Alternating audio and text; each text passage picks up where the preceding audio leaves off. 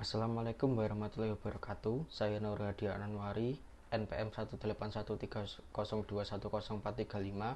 dari kelas 5A7 Manajemen. Di sini saya akan menjelaskan sedikit tentang proses pelatihan dan pengembangan pada perusahaan multinasional. Langsung saja ke PPT di atas saya. Di sini ada subbab proses pelatihan dan pengembangan pada perusahaan multinasional. Salah satu di antaranya ada pedoman pelatihan bagi ekspatriat. Kedua, ada program pelatihan untuk prakeberangkatan yang efektif. Ketiga, ada pengembangan staf melalui penempatan internasional. Yang terakhir, ada pelatihan dan pengembangan internasional. Pedoman pelatihan bagi ekspatriat. Kebanyakan ekspatriat, baik TCN maupun PCN, dipilih dari dalam operasi yang ada pada perusahaan multinasional, dan beberapa ekspatriat dapat disewa secara eksternal. Mengingat bahwa kriteria seleksi utama adalah kemampuan teknis, tidak mengherankan untuk menemukan bahwa sebagian besar literatur dikhususkan untuk kegiatan pelatihan ekspatriat sebelum keberangkatan, terutama yang bersangkutan dengan pengembangan kesadaran serta pengetahuan budaya. Tujuan utama dari pelatihan antar budaya yaitu untuk membantu orang mengatasi kejadian tak terduga dalam sebuah budaya baru. Sebab yang kedua, program pelatihan untuk prakeberangkatan yang efektif. Yang pertama ada kesadaran budaya. Program yang dirancang dengan baik akan sangat menguntungkan karena berusaha untuk mendorong apresiasi terhadap budaya negara tuan rumah sehingga ekspatriat bisa bersikap sesuai. Tanpa kesadaran budaya, kemungkinan ekspatriat akan menghadapi hambatan selama penugasan. Oleh karena itu, pelatihan ini wajib sebelum prakeberangkatan. Yang kedua, briefing keamanan. Menjadi perlu sebagai ekspatriat yang pindah ke lokasi di mana keselamatan pribadi mungkin menjadi penting. Resiko ancaman terhadap ekspatriat biasanya muncul dari faktor eksternal yang tidak bersahabat seperti terorisme, penculikan, pembajakan, bencana alam, dan juga pandemik. Yang ketiga, awal kunjungan. Berfungsi untuk mengenalkan calon ekspatriat ke lokasi bisnis tuan rumah, menjadikan sebuah pratinjau dan kemungkinan mereka menilai kesesuaian dan ketertarikan mereka terhadap tugas tersebut. Yang keempat, ada pelatihan bahasa. Komponen program prakeberangkatan yang wajib dilakukan. Aspek bahasa yang perlu dilatih yaitu bahasa Inggris sebagai bahasa internasional, kemampuan dan penyesuaian terhadap bahasa tuan rumah.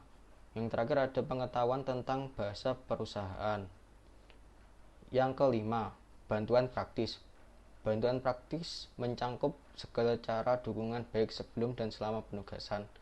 Bantuan praktis memberi kontribusi penting terhadap ekspatriat ke lingkungan baru mereka. Subbab ketiga, pengembangan staf melalui penempatan internasional.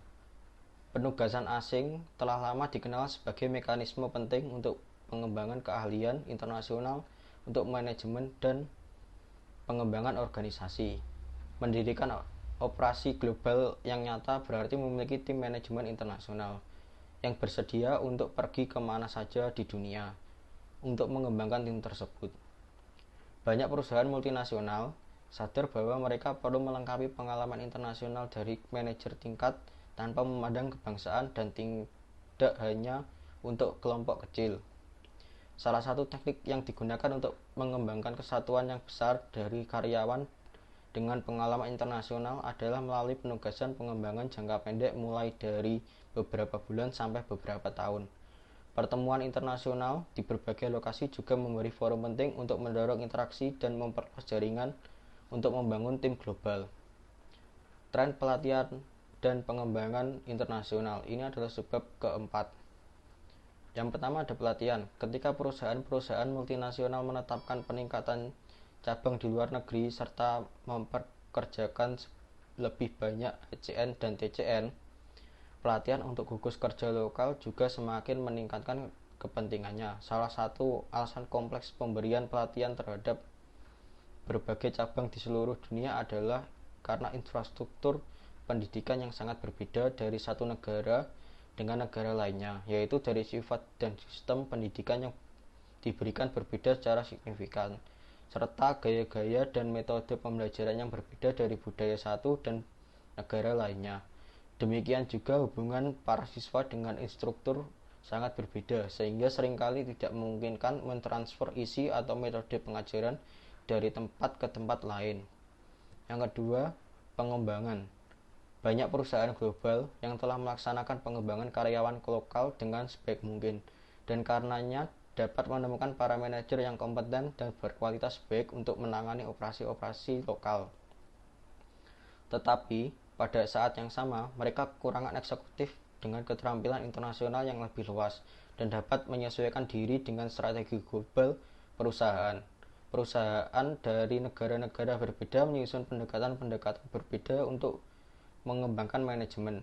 Hal ini meliputi praktek praktis seperti identifikasi pada individu dengan potensi eksekutif melalui prosedur penilaian, pemantauan, dan penggunaan magang. Hal ini bermaksud untuk mengelola karir dan penugasan bagi para karyawan yang berpotensi tinggi. Itu penjelasan sedikit dari saya. Bila ada kurang lebihnya, saya mohon maaf. Assalamualaikum warahmatullahi wabarakatuh.